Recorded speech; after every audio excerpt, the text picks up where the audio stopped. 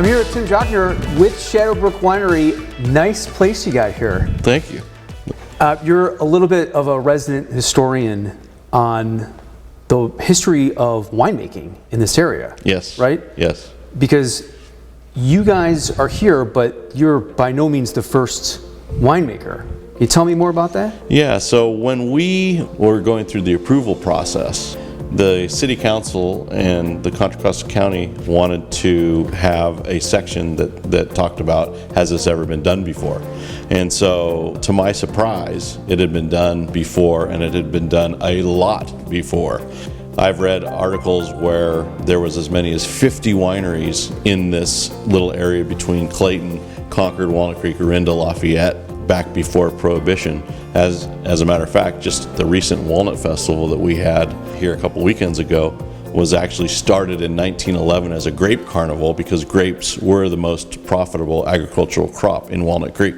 So grapes are certainly no stranger to the Walnut Creek area, Clayton and Walnut Creek and the foothills of Mount Diablo.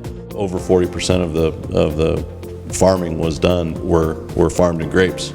So we're certainly not the first, but people are surprised to hear that there was so much activity in the wine industry here in Walnut Creek and in the surrounding areas. How does it feel to kind of bring that back? It feels really good. In fact, when we started in 2005 with the original winery, we really didn't know what to expect. It was kind of an experiment to see if we could make real high quality wines from grapes that were grown right here at the base of Mount Diablo.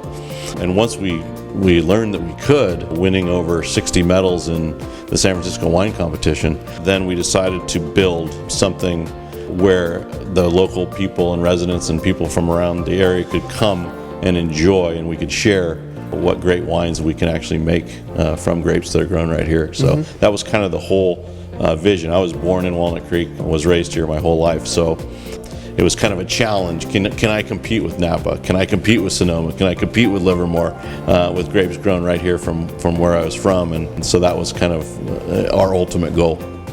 So when most people decide to go wine tasting, their first thought is to go north, right? Or maybe to Livermore. Correct. What's the difference between your place and, say, Napa Valley?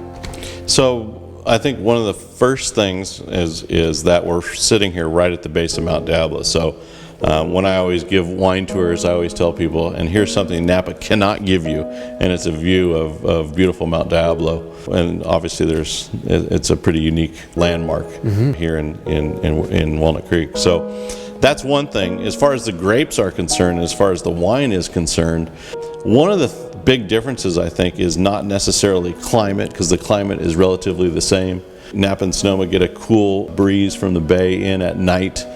We get cool breezes, not necessarily the fog, so it's fairly similar because we're up here right next to the mountain. So the temperature changes aren't that drastic, but what I think is really drastic is the soil.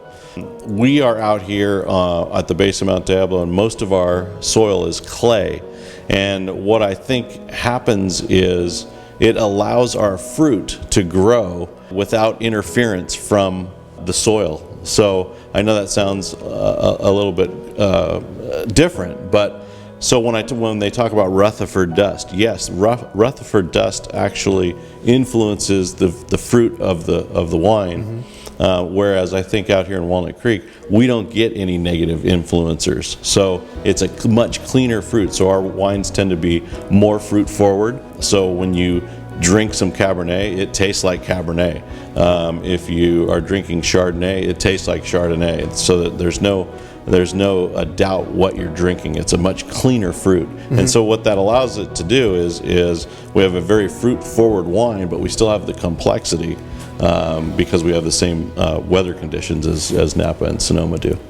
What's your favorite part about doing this? Favorite part about doing this is two things, I would say. One is the smile on people's faces when they drink a real nice quality wine from Walnut Creek that they didn't believe that we could do here. That's one thing. And the other thing is the most gratifying thing on the winemaking end is taking a piece of fruit that you've had a bunch of different growing conditions every year and turning it into something that people really enjoy. And that's a lot of fun. Our use permit requires us to be by appointment only. So generally speaking, you can go online. It's really easy. You click on and make an appointment, or you can call. You know, a lot of times, like for example, on a night, I'll want to go to a restaurant or something and call and see if they have any room. You can do that too here. It works the same. But yeah, right now we're open Fridays, Saturdays, and Sundays, and we've got plenty of places to hang out and drink a glass of wine. One of the nice things about our winery is that we are allowed to sell wines by the glass or by the bottle, so you can hang out and check out the beautiful views of Mount Diablo. In addition to that, if you're a member, you can make a member-only appointment. And a member-only appointment is basically you can come in, buy your favorite bottle of wine, and just enjoy relaxing here at the winery. You don't have to go through a formal tasting.